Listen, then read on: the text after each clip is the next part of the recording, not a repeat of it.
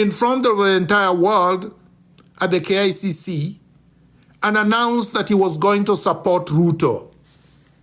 He didn't care that Ruto had murdered hundreds of Gen Zs after the protest, during the protest, and in days after that has perpetrated a systematic abduction of young people, disappeared them, tortured them, and continues to kill many of them. Raila didn't care about that. Raila didn't care about the real grievance that led to the Gen Z revolution. The fact that the Gen Zs, more than 65% of them, highly qualified, young with a lot of energy and vision, are unemployed. And there are no reasonable prospects that they will get employment this year, next year, the year after, 10 years from now. That is not in the plan of these power barons, the bandits in Nairobi. And the Gen Zs could see that and said, look, we own the country. Kenya does not belong to William Ruto. Kenya belongs to 56, 60 million Kenyans, 65% of whom are Gen Zs or younger. These are the owners of the country. These are the people that the future belongs to, not the renegades, not the old people that have looted and are going to die in a few years anyway. But no, Raila did not stand with the Gen Zs. Raila did not stand with the future. Raila stood with his stomach. Raila stood with his greed.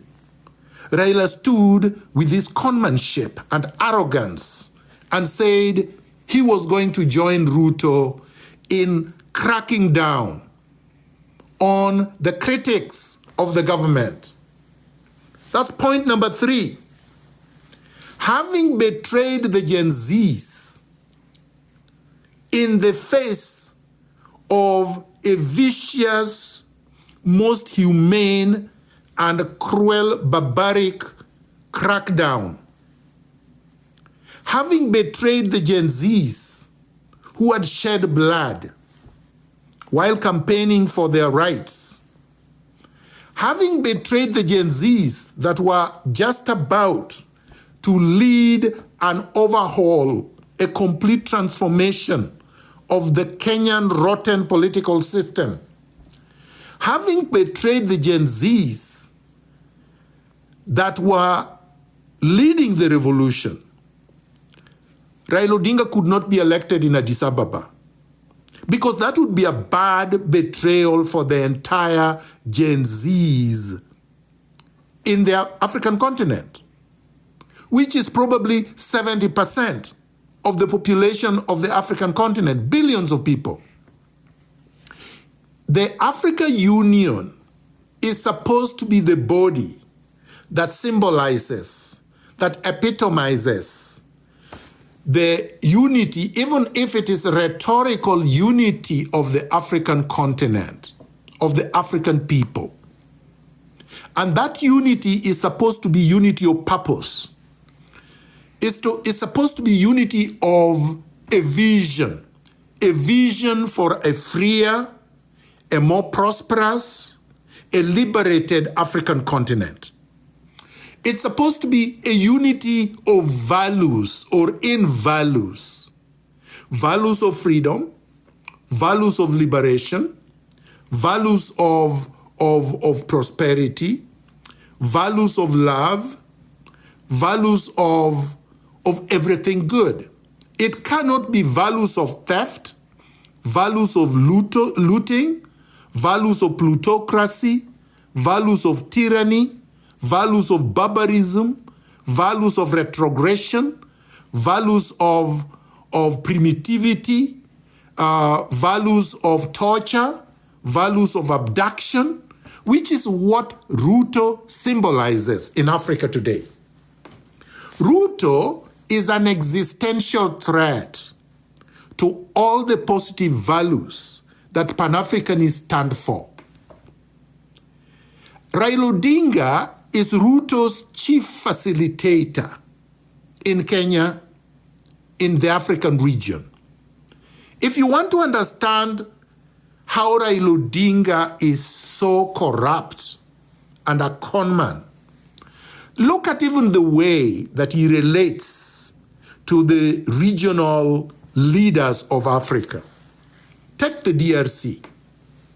Raila Odinga was supposed to be the greatest friend for Felix Tshisekedi, who is the president of DRC Congo. He wanted, and he was actually doing smuggling of Congo's minerals, gold, diamonds. Raila Odinga is a multi-billionaire, okay, in dollar terms, because of corruption, because of smuggling, because of money laundering, because of plutocracy that he has been engaging in. So he's a friend of Tshisekedi. Tshisekedi has visited him, even at home in Karen.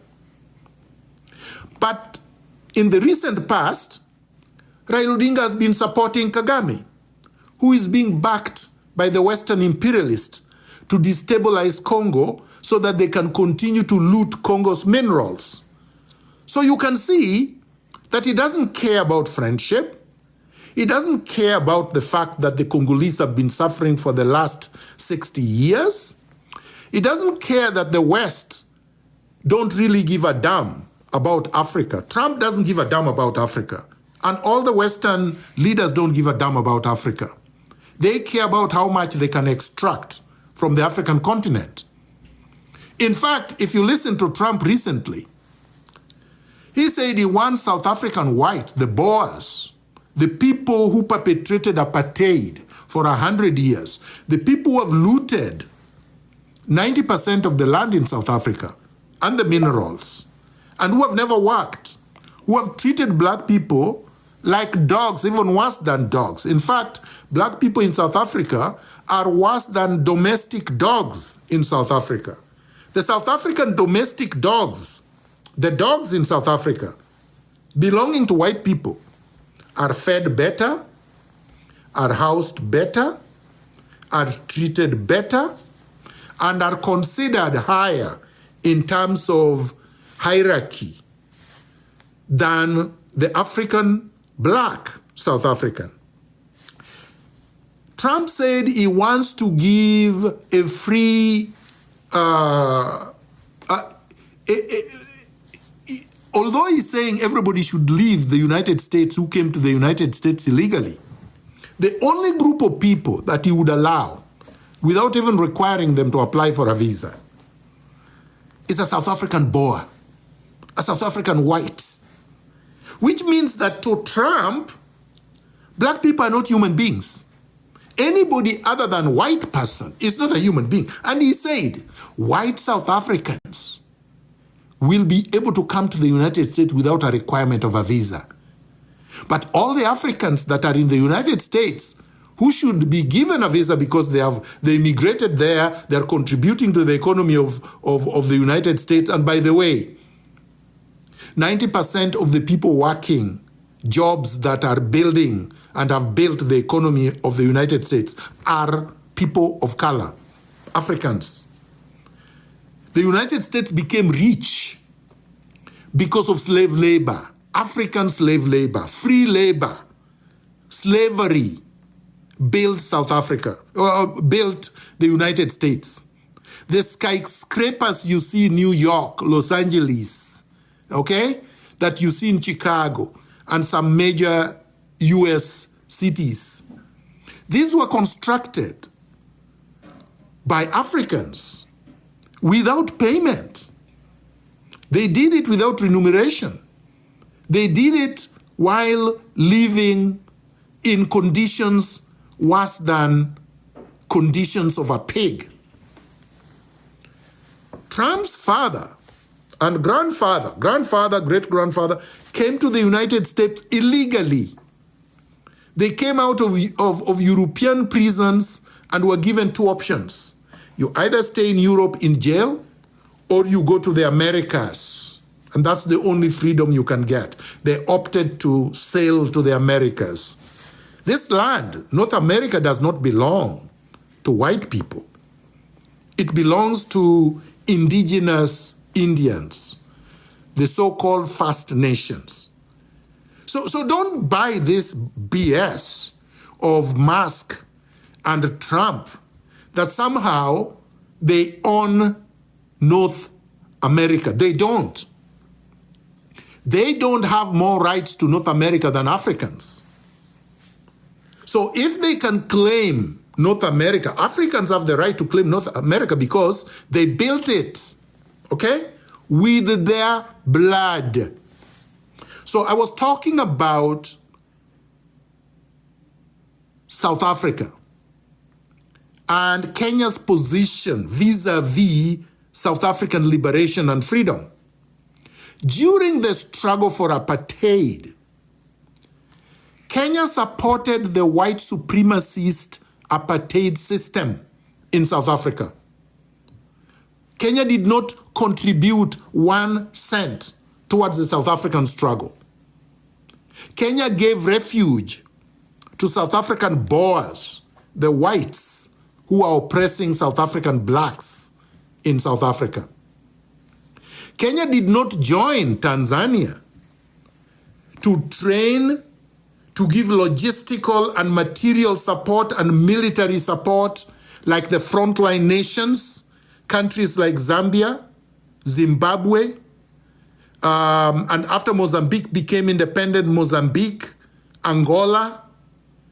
No, Kenya did not participate in that. Kenya undermined and subverted the liberation struggle in South Africa. And don't think South Africans have forgotten that. South African blacks have not forgotten that. And please don't give me this nonsense about look how they are treating us. They call you Makwerekwere in South Africa. So why do you need to go to South Africa to be called Makwerekwere when you can stay in your own country and build it? You don't have to go to South Africa. You don't have to go to the US. You don't have to go anywhere. We can build our country and make it more prosperous than South Africa. And South Africans who are calling you Makwerekwere are just as illiterate and retrogressive like Raila Odinga or William Ruto, because they also do not like other Africans. They prefer white people and Indians. Look at the deals